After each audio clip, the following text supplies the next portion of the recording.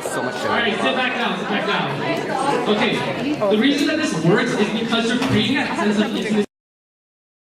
And lastly, laughing. Now, I'm not gonna bore you with some really bad.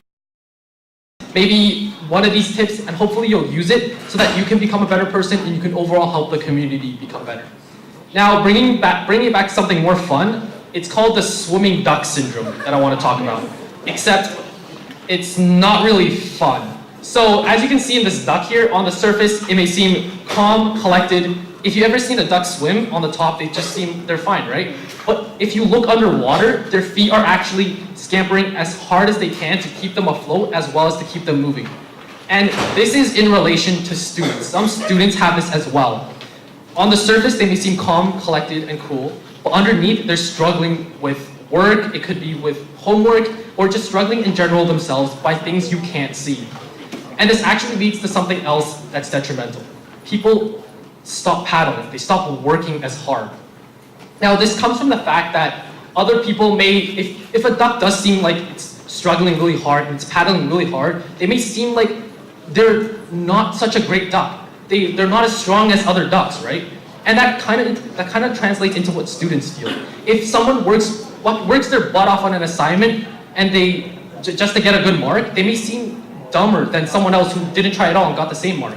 So people just stop trying. But the worst reason of why they stop trying is because if they do pour their heart and soul into this assignment and they get really bad on it, they will be demotivated to try for a very, very long time.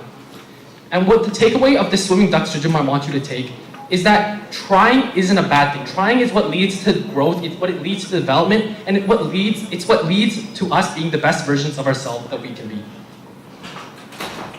This is what happens when you stop paddling. So, to every single one of you in the crowd, keep paddling. Now, after my speech, I actually want to hand off the mic to you, and you, and you, and everyone else in the crowd. Not physically, but metaphorically. Because every single one of us has the power and voice to create change.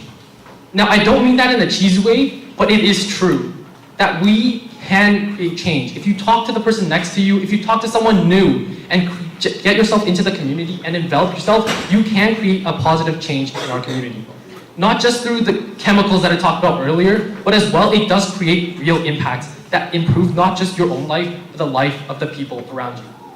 And I want to leave you all with a quote from one of my idols, Tommy Wiseau. If a lot of people love each other, the world will be a better place to live. Thank you.